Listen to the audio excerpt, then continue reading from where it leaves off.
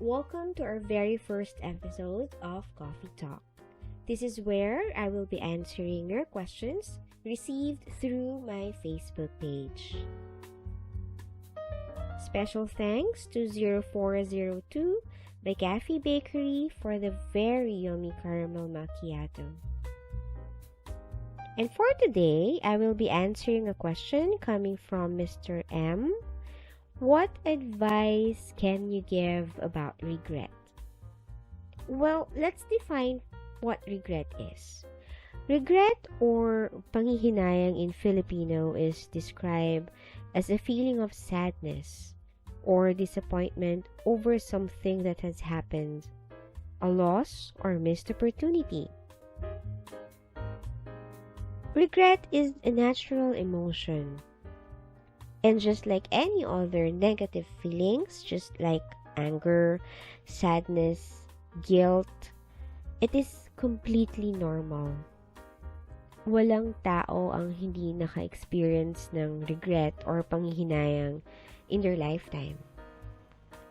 First step would be you have to acknowledge that you are just a human being. And instead of dwelling doon sa panghihinayang feeling na yan, the best thing for you to do is to think of strategies or perhaps solutions for it not to happen again. Tip number 2, stop saying, I'll never do that again. Hindi na ako uulit or promise last ko na to. Because when you have the feeling of regret, this isn't about a mistake you've made for the first time. Sometimes, paulit-ulit na siya. It is already a repeated pattern, and instead of committing or having to commit the same mistake again, acknowledge that you need to think of steps for gradually improving that habit. Let's take, for example, a habit na lagi kang late natutulog. Napupuyat ka because kakanood ng Korean novela or napupuyat ka because na-addict ka sa kakapanood ng series sa Netflix. And alam mo kinabukasan may pasok ka sa work. And kapag ka napuyat ka naturally, you feel sluggish, you feel slow, ang heavy ng pakiramdam, hindi ka makapagtrabaho mabuti. Though alam mo na mali yun, yung habit na ginagawa mo, still you keep on repeating it. And then you'll say, promise, last episode ko na to. Matutulog na ako ng maaga. So instead of saying that, why don't you think of steps like rewarding yourself? For example, kapag nakumpleto mo yung tulog mo ng 7 hours, at least, well, treat yourself for a milk tea.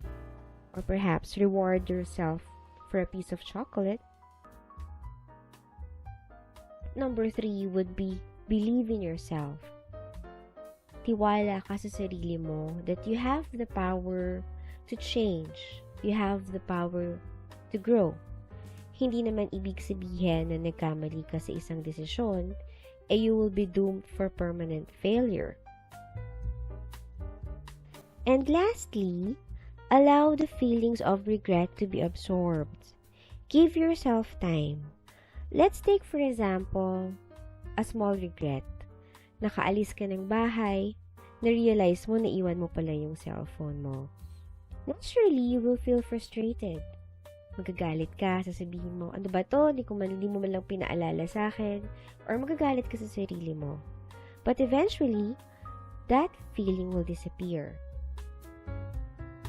If you have a larger regret, like for example, nag-invest ka sa isang negosyo, and then nalugi. Yung feeling na yon is really painful. Diba? But even if it takes weeks, months, or years, the feeling of panghihinayang or regret will eventually disappear. The key here is give yourself time to heal. And just like moving on, the first thing is acceptance. With that, I hope I was able to answer your question, Mr. M. And sana nakatulong din ako sa iba for giving out tips on how to cope up with regret. Continue to send your letters and love notes to my email, mountheart.ph@gmail.com, and your questions to my Facebook page, mountheart.ph. Please don't forget to click subscribe and the notification bell. Talk to you soon!